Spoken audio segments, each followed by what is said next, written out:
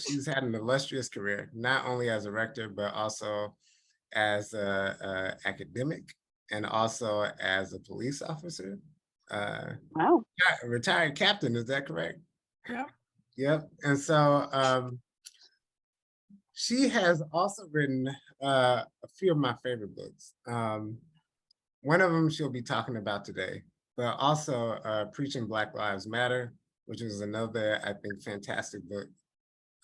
We've needed in not only our local church, but really in the church, and I'm talking about in the global sense, somebody to really kind of grapple with issues of race in the way that Reverend Dr. Gayle Fisher has chosen to do so. She has decided to err on the side of being her authentic self, which is something that is not often a part of the conversation. She's chosen to bring relevant conversations up and to invite us all to be a part of those conversations in transformational ways. We've been studying her book in the Dismantling Racism Commission, studying, I should really say wrestling hard with her book. And so we thought it not robbery to just invite her to talk about her book herself. So this is a space that we are hoping that you can bring all of your interesting and challenging questions, things that have started in your own lived experience of the church, but maybe things that you have heard in the book. We'll open it up for a lot of questions. I'll ask a few questions to get us started in case you haven't had your coffee this morning yet. But, you know, without further ado, Reverend Dr. Gayle Fisher-Stewart. Can we all give her just a little bit of a round of applause in our screen? Thank you. Good morning, good morning, good morning. So, Reverend Doctor, would you please tell us why you wrote Black and Episcopalian? You know, I struggle with the church. I struggle with it every single day. I've been in and out of the church. You see, I have this collar, and I think that was the Lord saying, if I don't yoke this woman, I don't know where she'll be. So we'll just put a collar on her and try to keep her somewhat in control. But Toni Morrison said that if there was a book you needed to read that wasn't written, then you need to write it. And so this is really a book written for me and people who have questions about the Episcopal Church, the church at large, Christianity, being Black, being female, being who God has created us, and how are we able, can we bring all of us to the church without having to change ourselves, to assimilate, because assimilation requires that you kill a part of yourself in order to fit in. And this country has been about assimilation. You know, people have come here and changed their names. They've gotten surgery. They have given up their history and their traditions. We look at the whole issue with our indigenous people, and where the mantra was kill the Indian and save the man. And so children were taken from their parents and put in Indian schools, which really weren't Indian schools. They were Anglican schools to beat the Indian out of them. Right, to literally beat the Indian out of them. And so when you look at the church, and I am able to separate the church from God, right? Because sometimes people are afraid to talk about the church because folks will say, oh, you're talking about God. I said, no, I'm talking about this institution created by human beings over here that likes to affiliate itself with God on occasion. And so this book was really about asking those difficult questions that people, you know, don't want to ask because they are afraid of the answers.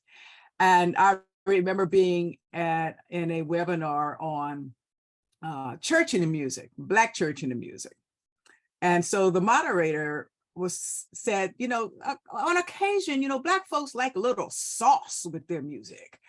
And everybody was Black, but the folks who were presenting, the look on their face when that was said, like, how dare you want other than, high church, that pipe organ. I said, I like organs, but give me a Hammond B3. Let it rock a little bit if we have to have an organ. And so, for example, in 1893, the composer Antonin Dvorak prophesied that there would be this great and noble school of American classical music based on the Negro melodies, based on the sorrow songs and the spirituals. And he was traveling around the country and he heard this music and he said, America doesn't really have classical music. You have European music that you call classical, but you really don't have American classical music. And so the Black music that he heard from those who had been enslaved and in the Black church, he said, this can become classical music for America. But classical music stayed white and it stayed European.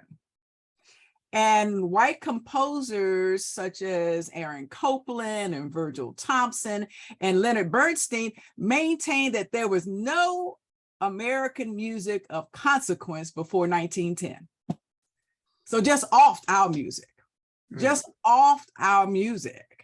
And so when we come into the church and we come into the Episcopal Church, and I don't like to call it a white church. It is a church with preponderance of members happen to be white, because when we start saying it's a white church and we say, well, where's God in this? Where's Jesus in this? If it's a white church, whose church is it?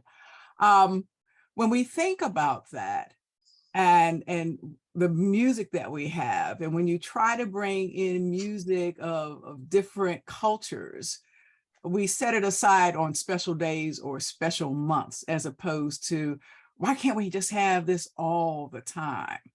What is high church? What's high church? What's low church? And I tell folks, I said, if you call me to your church, be prepared, because when it comes to my theology and what I think about church and all that, I'm snake belly low. Okay. You are from the DC area, so I'm only. I'm snake belly low. The bells and the smells, all that, unless it gets us out of the church and into the communities that are hurting, to me, that holds little relevance. I mean, we are great. We are great with services. We can put on some fantastic services, but what happens after those services are over? And so writing this book was really a cathartic experience, where I was asking questions and trying to answer questions, and actually came up with even more. And in fact, when we're in this thing about reparations, and my diocese, the Diocese of Washington, had a symposium last Saturday, and somebody who was there from the diocese just posted a picture and said, "EDOW in the house, reparations." And this one person came on and he was saying, reparations, what do you want to be paid for? And I said, reparations is more than money. It's about repairing relationships. And this is what he wrote. He doesn't know, but I couldn't paste stuff just in case I need it for future reference. After he finished with his screed about money being paid to whom, he wrote, "Boy, Curry and that crowd have you brainwashed. How does cash repair broken relationships? Curry is a con artist, and reparations are just a racial shakedown. We want our church back." So of course I had to keep on like, "Oh, whose church? What church are you talking about?" And after we went back a couple of 3 times, he then wrote, "Repair of what exactly? We have had 3 generations of affirmative action and welfare. The repair is needed in the Black community itself. Their dysfunction is the failure. It has nothing to do with white people. And yes, my church is the one that worships Christ, not this warped version of Christ, which is actually woke Black liberation theology masquerading as the Episcopal Church. Again, Curry and his crowd have you fooled." And so I engaged him a little bit because I like to create an atmosphere where folks can put their mouths in their feet, feet in their mouths, right? And so I knew he's from this diocese. So I said, where do you attend church? And all of a sudden I didn't hear it anymore because I was going to show up because we needed to have a conversation. Because when you start talking about Black people, you're talking about me. Mm-hmm. So we need to talk about me face to face. And so what he did, he went back and he deleted all of his negative comments, not knowing I had saved them all. Had saved them all. Wow. For future reference, right?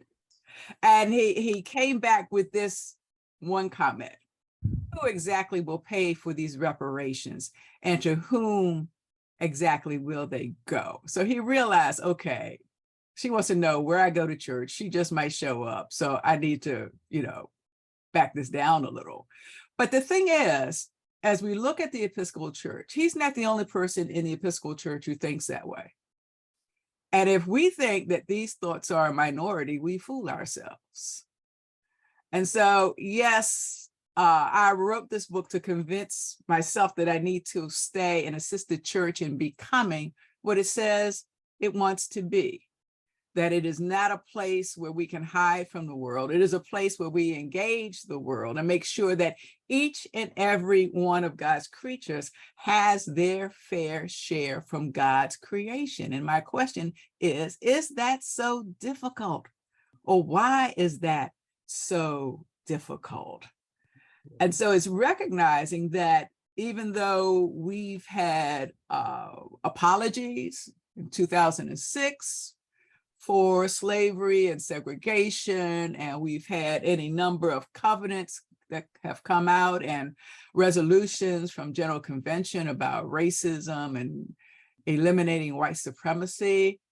The question is, what is the church willing to risk in order to do what it says it must do? And if it's not willing to risk the institution itself, then we have a problem.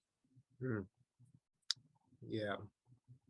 So I'll ask this one final question because I see that there are so many questions forming already in people's faces and minds. So I'll ask this final question and then I'll shut up. You chose to write the book in a very interesting fashion. And I'm wondering if you could talk to us about why you chose to use testimonials from across the church of varying different opinions to have in the book, and what that process was like for you. It's one thing to write a book and talk about people's experiences, even your own experiences. It's another to include those experiences. And the paragraphs that you see in the book, I had pages of interviews. The book would have been twice as long if I had included each interview. But there were people who, and some of them were upset that I didn't include their names. I said, well, we got to get permission and we got to do all that. And the publisher had issues. I said, okay. I said, you will recognize yourself when you see your portion in there. But they wanted their stories told about how they had dealt with race in the Episcopal Church. And it really was a continuation of the first book, Preaching Black Lives Matter, that provided an opportunity for people who might never have an opportunity to publish to talk about race and how it has affected them in the church. And so I posted on Facebook. I said, I'm writing this book. I'd like to interview folks who are interested, Black folks who are interested in your experiences in the church. And so these are the folks who said, okay, call me, text me, however you want. And as I said, if I had been able to include all of the interviews, the book would have been twice as long. But they were eager to share. Again, it was like catharsis. Like, no one's ever asked me this before. So I get a chance to say it. I get a chance to talk about it in a safe environment. That's the other thing, in a safe environment. because too often we won't speak because there'll be pushback. Folks will ask, well, what does that got to do with God? What does that got to do with church? Why don't you just get over it? Slavery's been over for how many years? Why don't you just get over it? As opposed to, there is trauma in the Black community. And we might not want to admit it, but there is generational trauma that we need to talk about in society and in the church. When I walk into a church, I look at the artwork. I look at the windows. I want to see if there's anybody other than white people on those walls. And if there's not, why not? What does that say? What does that say to a young Black kid who comes in and goes like, you mean there's nobody in the Bible who looks like me? What does that mean? What does that say? And so just doing simple things like that, creating that space where we can ask those questions and get answers. Like, why do I stay in the Episcopal Church? Right? Why do I stay? Because I've tried to leave several times. But again, as Harold Lewis wrote in his book, we are here to help the church become what it can be, to be the conscience of the church. Although in doing that, we take on so much trauma. How is it to be the only Black priest in a diocese, in an entire diocese? Okay.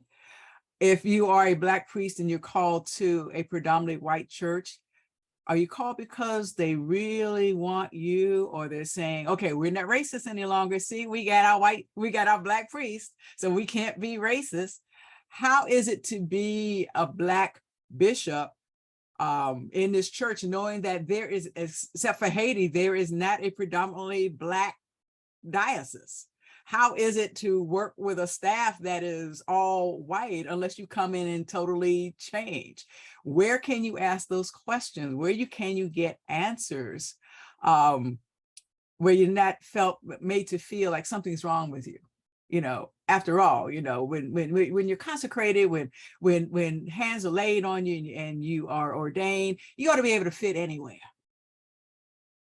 As opposed to, no, I may have to give up something of myself in order to do this. Mm. Mm-hmm. Yeah.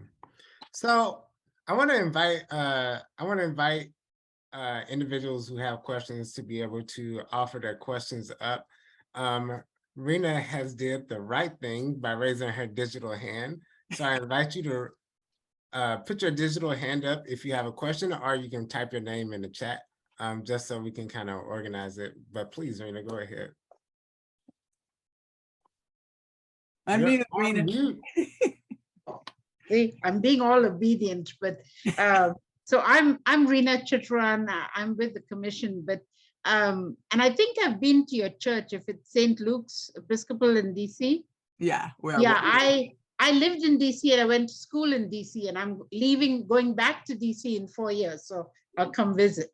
But I have a question about, I love interviews and I love stories and things like that. And I supervise PhD students who are doing research, and they use interviews for sensitive topics. So people who volunteer and say, yes, me, have stories to tell, but we always kind of struggle with this idea of who are we not hearing from, whose stories are just as compelling or even more, but for whatever reason, they're afraid their identities will be revealed, and so their stories go untold, no matter how many assurances we give them.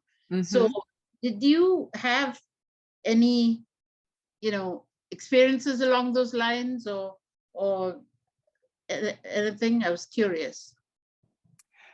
I did reach out to some people because I knew that everyone would volunteer, especially because initially I put the request on Facebook and folks, their names show up.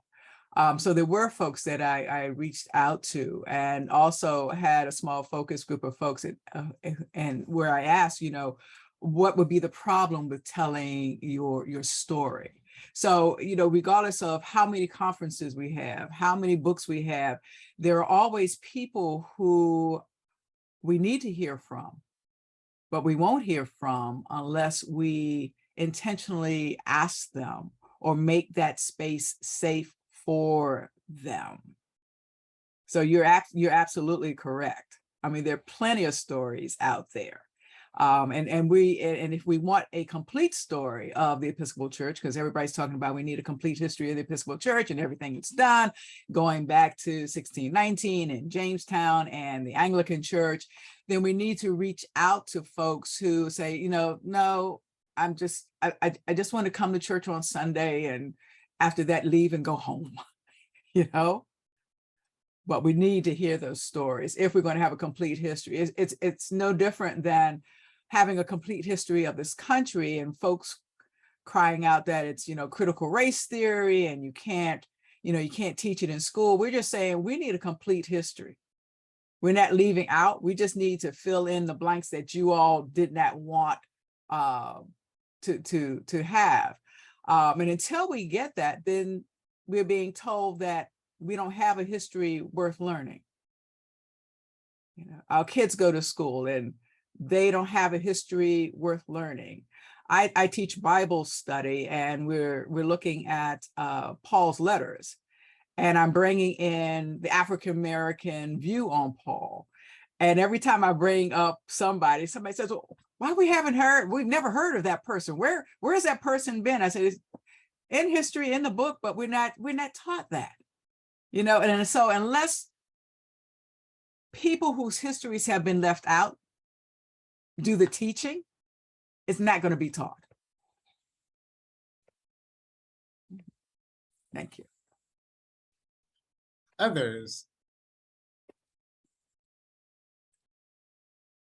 I have a question. Exactly why are you reading the book? Why have you picked up this book and what have you gotten from it? What have you learned? What has challenged you? Were there times when you just wanted to close the book and go get a glass of wine or something stronger?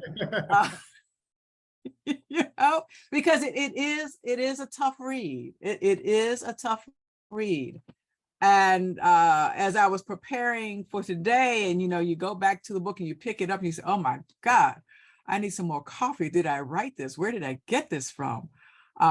So why did you choose this book? I mean, because there are other books out there, a little tamer, that talk about race and what we need to do.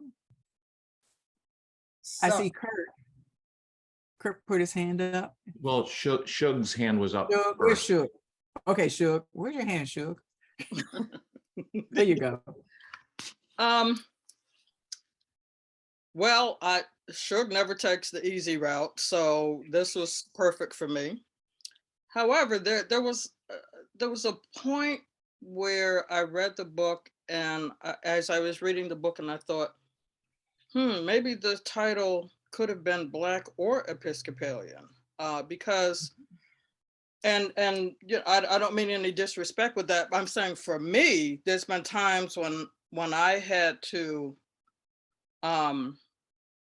me being Black is always first. It just, okay. But there's been times when, and there still is, when there's tension between being Black and being Episcopalian. And I think that you just so eloquently spoke about that. People say things to me every day that I have to say, Jesus, keep me near the cross. Every single day. I mean, the hymns they're not valid hymns, they're not the classical hymns that we're used to. And well, we play that during Black History Month. What do you want? There's been times when I've been asked to come preach at other churches, and as I was processing down the aisle at one particular church here in the diocese, I heard, oh, I didn't know she was going to be here today. She's a rabble rouser. So this notion that in talking about our Blackness and talking about our history should be relegated to 1 month of the year, and that it somehow isn't valid, and it somehow isn't important, it somehow isn't valuable, is something that I wrestle with almost on a daily basis. And I'm reminded of an African proverb. The axe forgets, but the tree remembers. Mm-hmm. And so this is kind of my perspective on things now. And even more so, now that I'm a priest, my heart ached for Reverend Renee Fenner for years in this diocese. She was the only Black priest in this diocese for many, many years. And my heart ached for her because I thought what a lonely existence that must be for her. And we had many talks about it. But when Bishop Dion was elected, someone called me over at the convention and said how nice it was that now you people have your own bishop right here in this diocese. And was saying it with, like they were happy to be able to say that to me. So I don't think that even our allies, our white allies, understand what it means to be Black and Episcopalian in the church at large, and particularly in this diocese. I really don't think that they understand.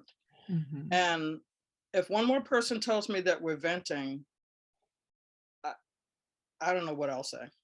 I'll take that cross and use it. Yeah.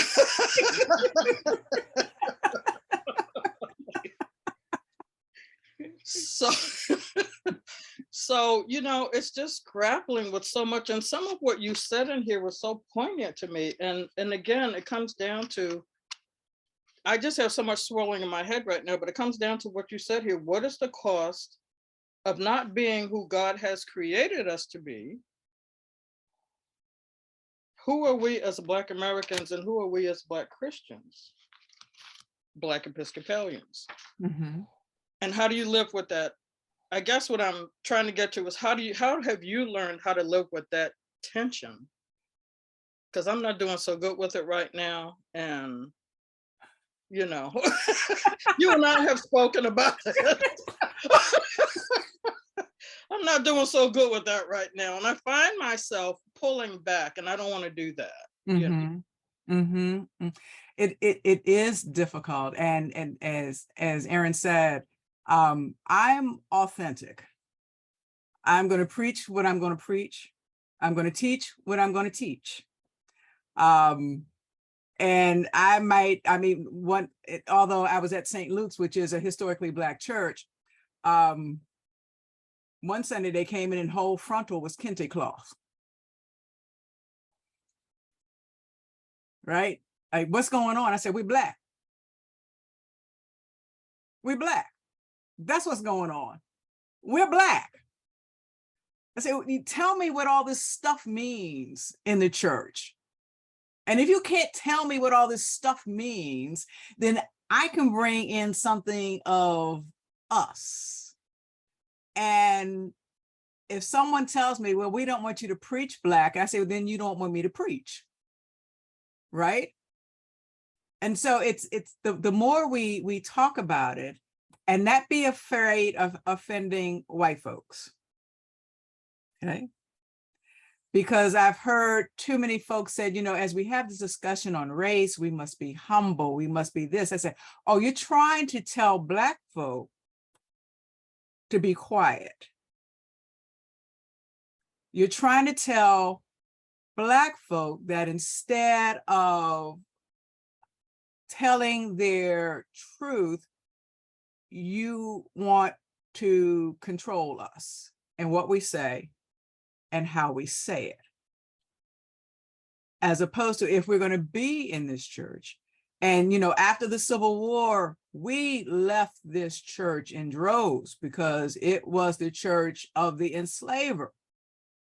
But then we came back because it was also an elitist church. And we were trying to go there too, right? So we were betwixt and between.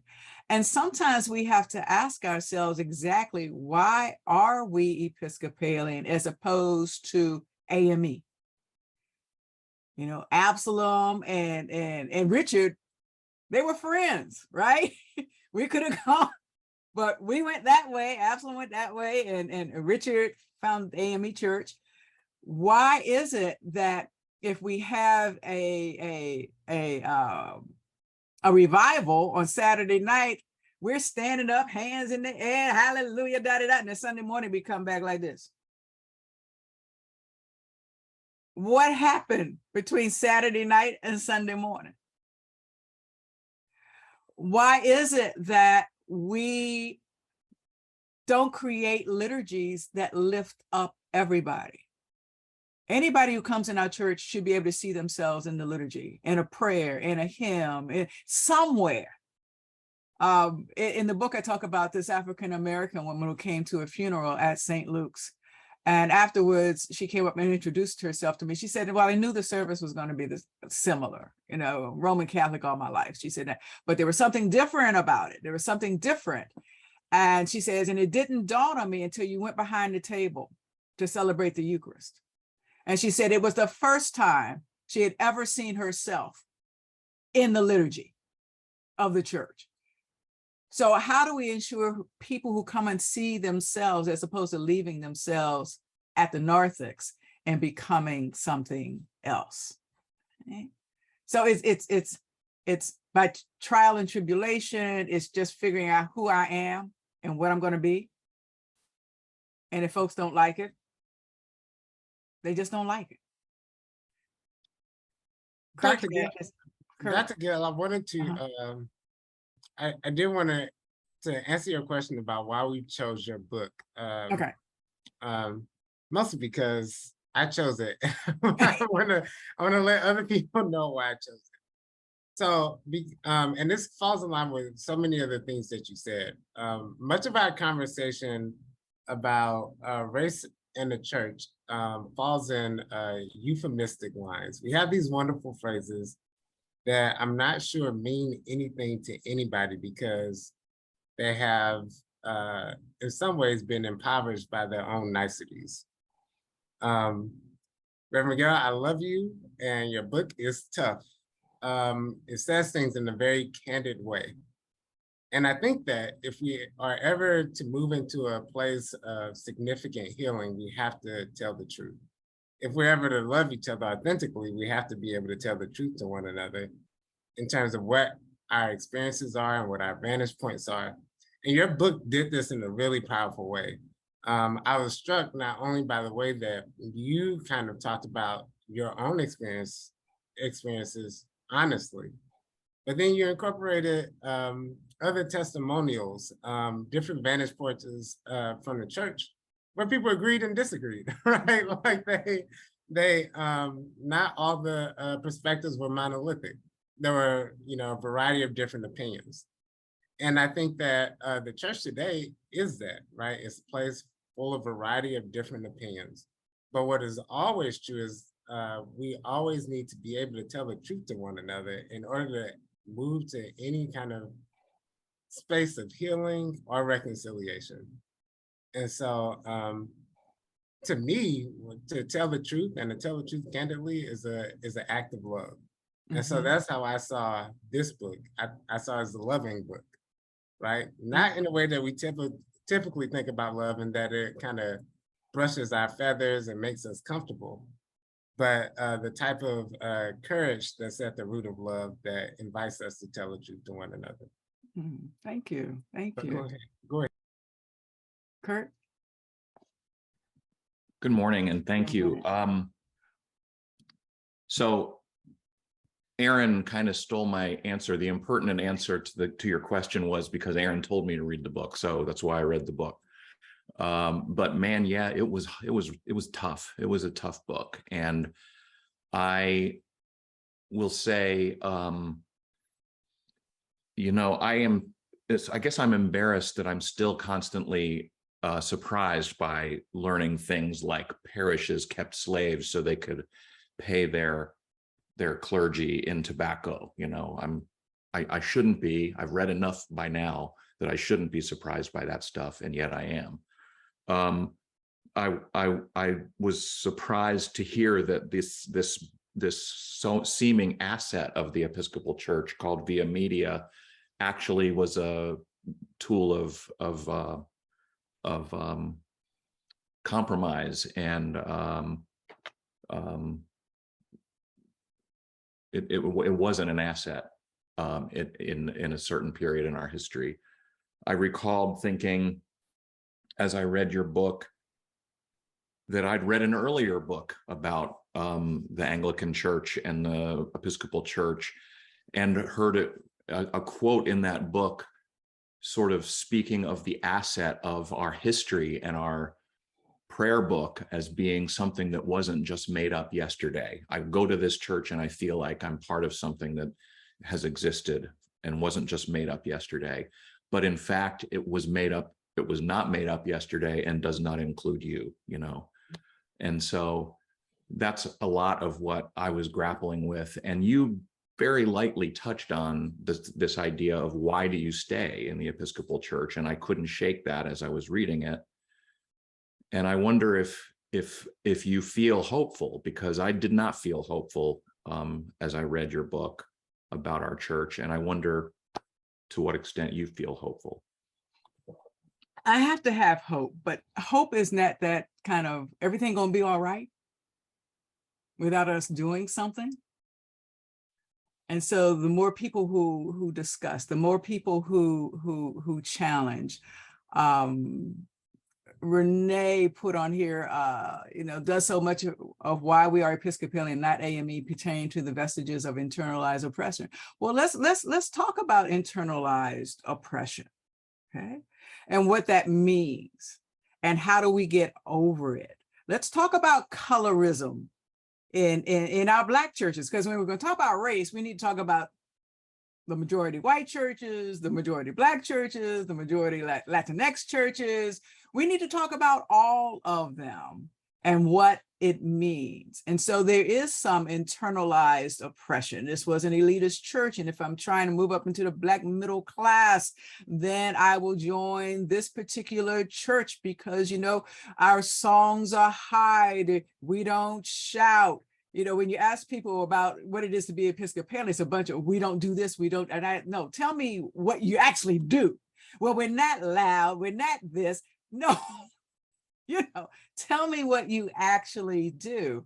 And so the hope is in the fact that we have people who are asking questions, because there is a question on the table, underneath the table, that when Bishop Curry is no longer presiding bishop, will we see an Obama backlash in the church? Okay. So now it's out there, okay, in some places. Will we see an Obama backlash? Are there people who want their church back, that they want a proper presiding bishop who does not channel his Baptist grandmother and knows how to stay in the pulpit while preaching? So what happens? Who will be running? Who will be elected? What are we looking for? And how do we have those discussions? Where do we have those discussions? And also, in a way, redefining ally. See, we tend to think of white people as allies to Black people to help us with our problem. No, to be an ally, you're helping yourself with your own problem, because we didn't create this thing called race. It is not our problem, although we tend to have to continue to educate. It is not our problem. And so the more we talk about it, the more we have open discussions where people challenge. You have dismantling race. Okay, so you have a commission on dismantling racism. What is that? What is that? How do you do that? Why are you doing that? Does the majority of your diocese even care? See, we don't want to ask that question. Does the majority of your diocese even care whether racism is dismantled? How would we find that out? And would we be afraid of the answer? because people who attend majority white churches, majority Black churches, majority Latinx churches, majority whatever, they attend those churches because they want to, because you can find a church that's different. If you want a multicultural, and multicultural is different than multiracial. We do have multiracial churches, but they're still monocultural, right? They're still straight Anglican, right? If you want a multicultural experience, you can get to that church, but people go to church where they want to be. And so if it's predominantly white, that's because I want to be in a predominantly white church. If it's predominantly Black, that's because I want to be in a predominantly Black church. If it's predominantly Latinx, it's because I want to be in a predominantly Latinx church. We have choices. And so where we go to church tells us a little bit about what we believe and what we feel and what we are comfortable with. And so if you're going to dismantle racism, exactly what does that mean? And how many people, pardon my language, give a damn in your diocese? Okay. So Tony? Yes, thank you. I had the same answer Kurt had about why to read the book. Aaron invited us to, or told us to. No, he invited us to. But your comments, Reverend Gayle, provoked me to raise my hand about, is anybody listening out there? Now, I identify as white, so I'm in a predominantly white church. Over to my right is Lance Kramer, who's also in the same church. And I've shared this with commission meetings.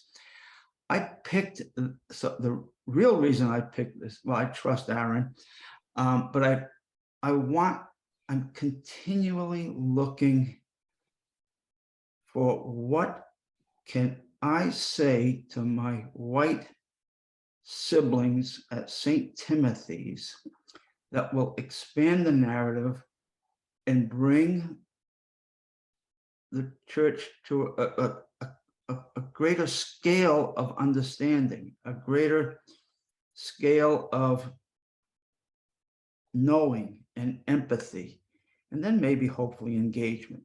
That's just me. And that's not hope. That's my drive. That's my raison. No, I don't want to get raison d'etre. That's too melodramatic. I'm sorry. But that's why I read the book. Mm-hmm. Now, I read the book twice. Ooh. Okay, and I'm about to read it a third time after this discussion.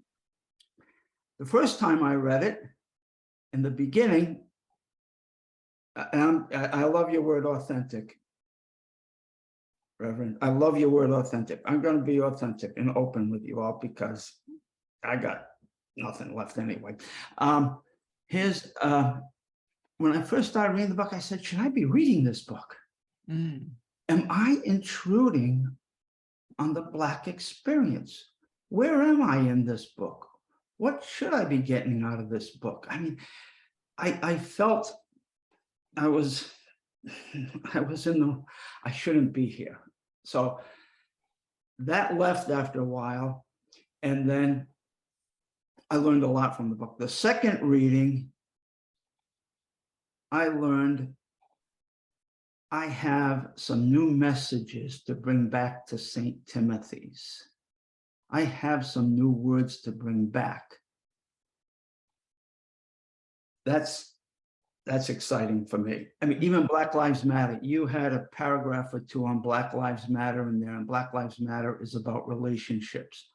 I get into Black Lives Matter conversations, and I'm going to use that. I'm going to write that paragraph on the palm of my hand and use that paragraph. I mean, I'm not blowing smoke here. I really mean it.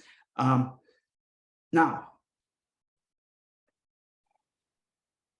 I'm not sure I'm finding people to listen to me. Mm. I am continually trying to assess how the ripples, I love Jeremiah, the calling of Jeremiah. I'm only a child.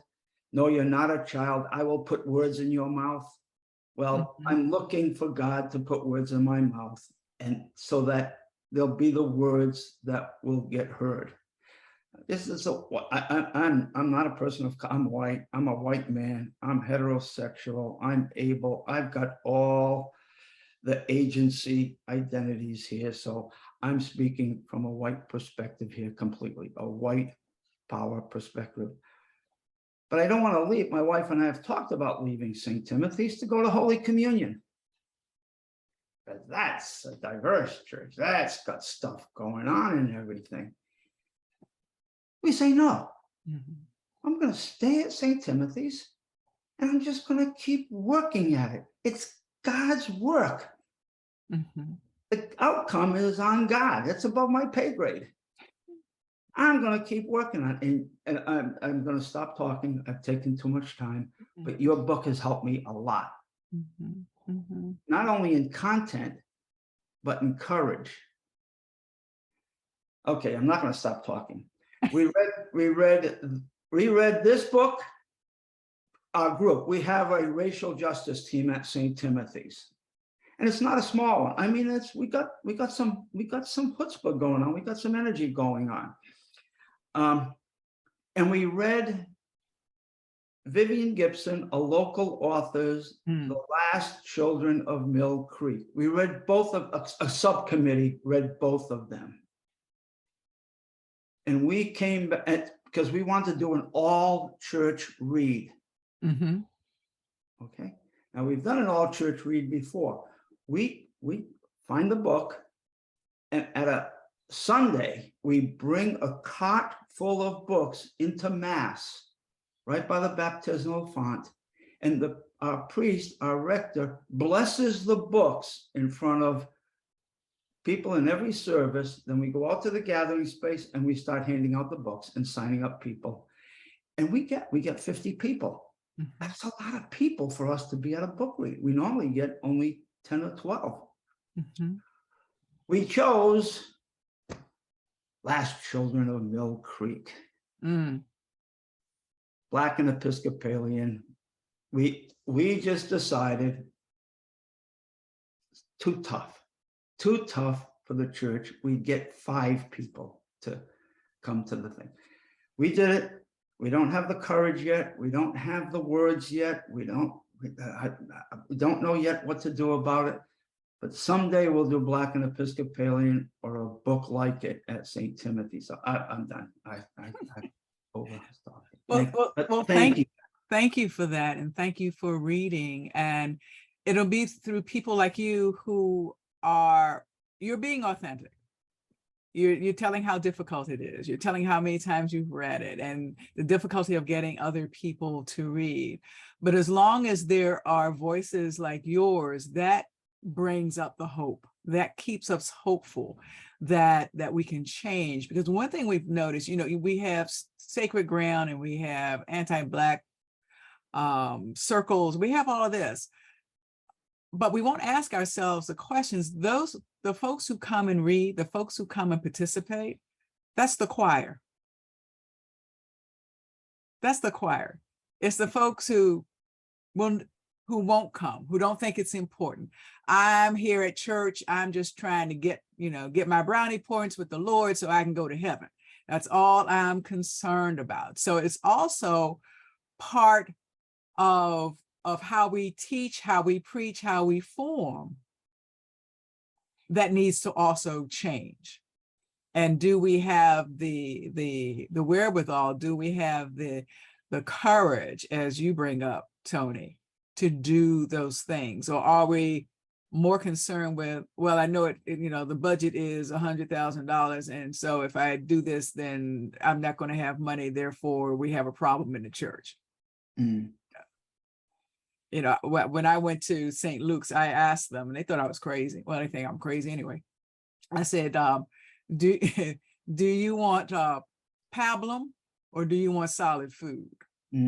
Because tell me, I can preach pablum or I can preach solid food, but you need to tell me. You need to tell me. So it's being brave enough to stay in the fight as you're doing, Tony. And maybe you start with the 5 and then it's 6, but you start with that nucleus that then spreads out. but you're doing the work, and I thank you for doing that work. So, Rena? I had a lot of questions and comments, but I've forgotten all of them because I was so fascinated by this. But I'll ask my last thing. I'll bring up my last thing. So, it's always, maybe it's safer for us, like I'm from India originally, maybe it's safer for us to be among our people. So like there's a certain level of comfort I feel when I'm around other Indians, no matter, how long they've been in the country, or there's a certain level of comfort. But I work in a predominantly white school that likes to embrace social justice, and sometimes I think just says the words. And I feel it's more difficult, but there's more learning going on when they see me, an Indian person who's a school psychologist and a college professor, in a setting where they don't expect to see that person. They don't expect to see an Indian who's a Christian, and I wasn't recently converted. My people go back to the first century AD in India, when St. Thomas converted Hindu priests.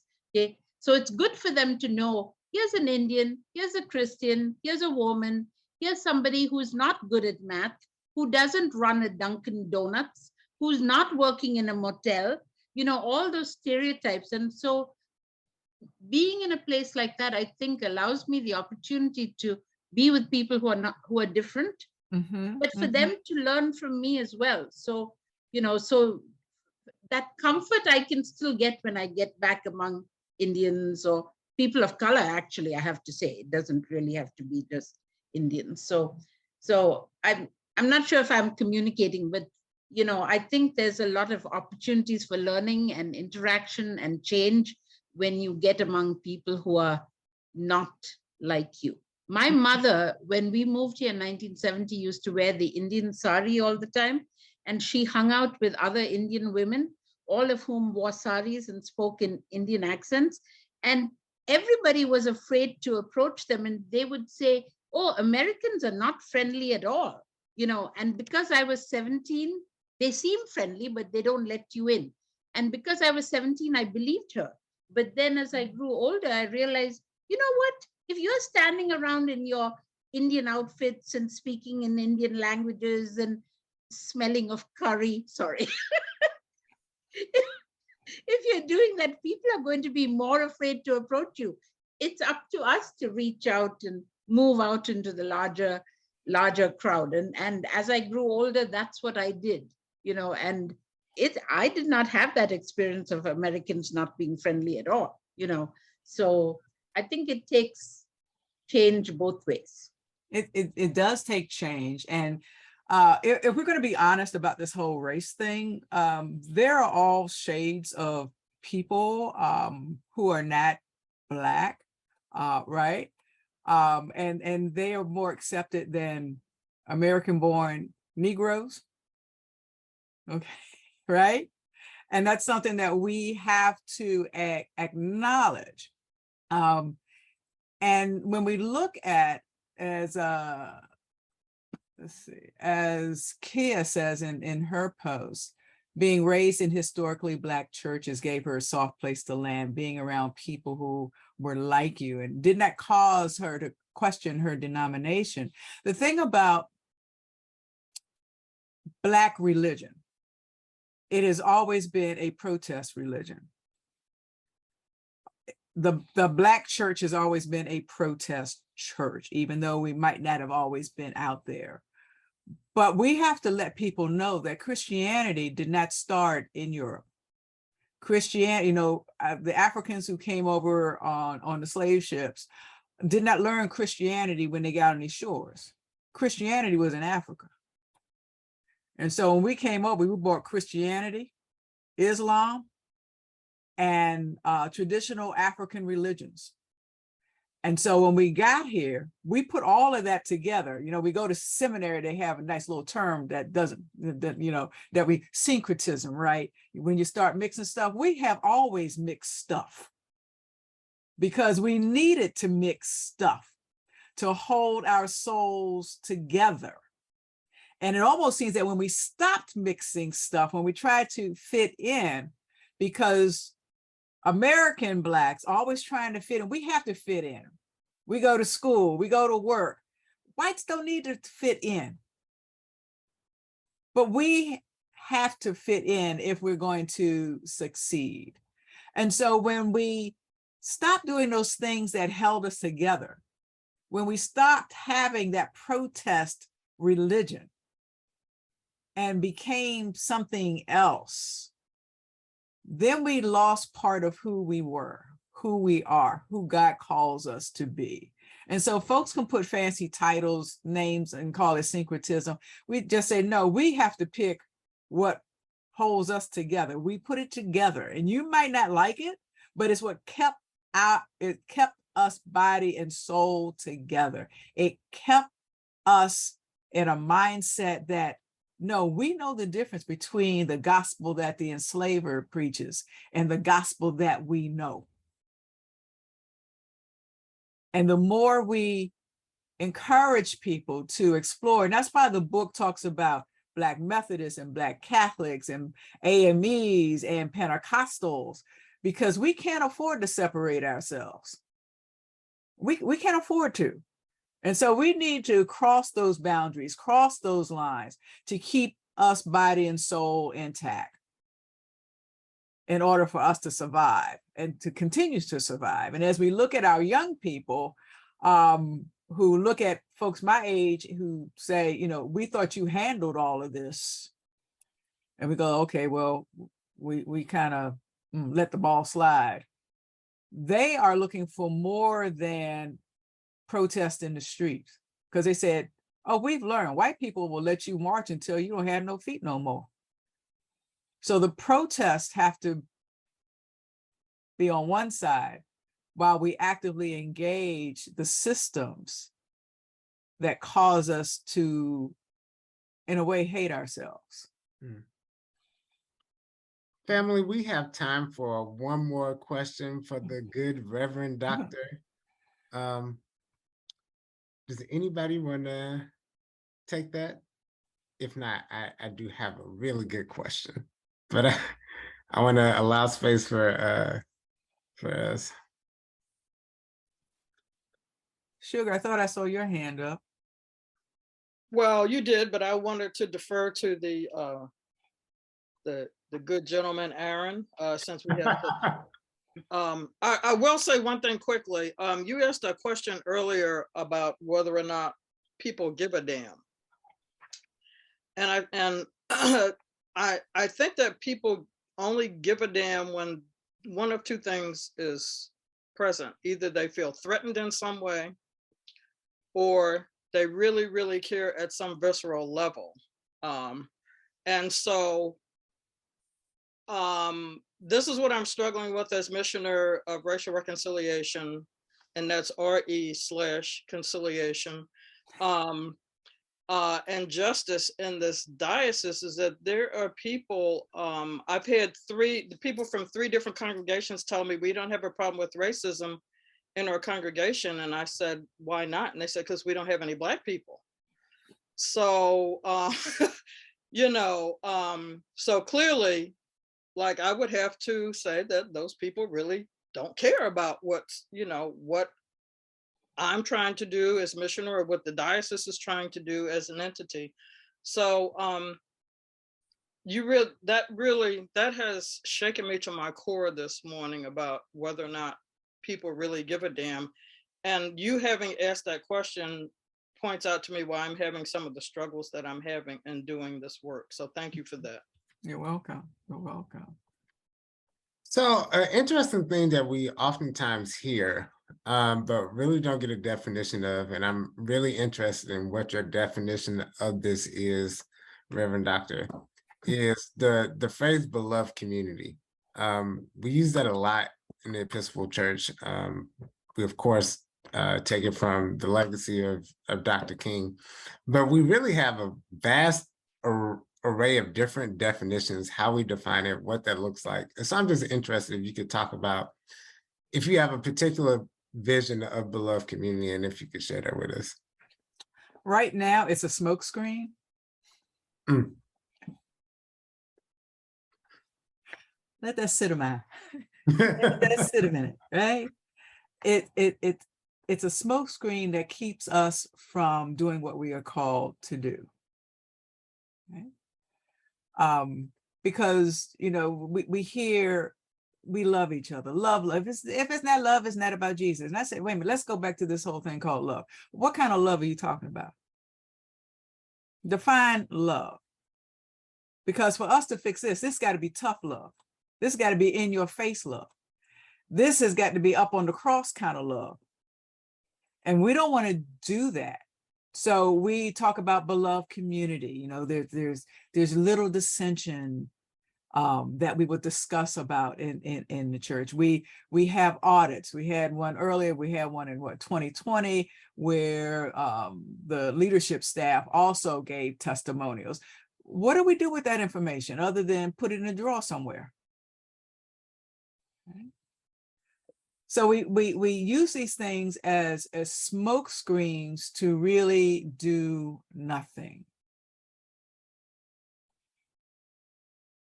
and hope it will all go away. That we can just be, that people can just have their church the way they want it, which is come on Sunday, say a couple of prayers, and then go in peace and not love and serve the Lord.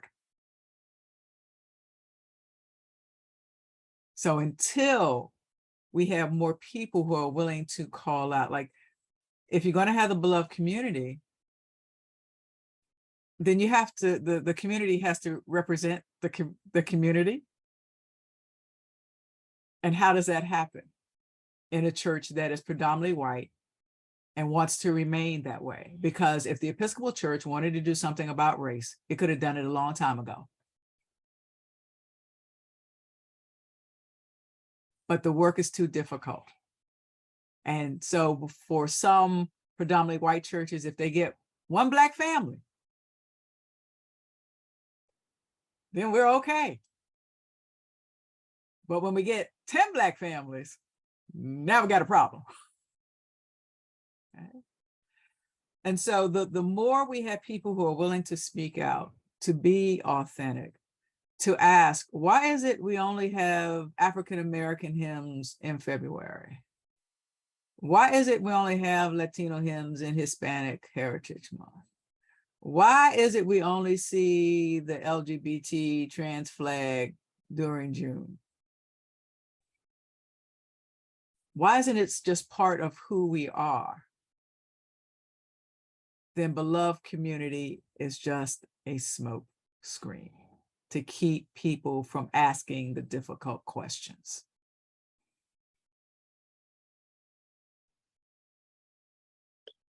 Thank you, Reverend. I invite you all to show your appreciation by either giving a round of applause or telling the thanks in the chat. Thank you for giving us the type of grace that not only shows us the love of God, but unsettles us as well. And so we sincerely thank you here in the Diocese of Missouri. You, of course, are always welcome to come back. I'd love to come back. And hang out with us anytime you would like. Bring some good trouble. Definitely bring some. We'd like to start some. We got a lot of troublemakers here in this group. I know you do. So I just want to thank you for the opportunity to be with you this morning, and thank you for reading the book, talking about the book, even just walking around with the book, because sometimes folks will go like, what are you reading? Why you got that book?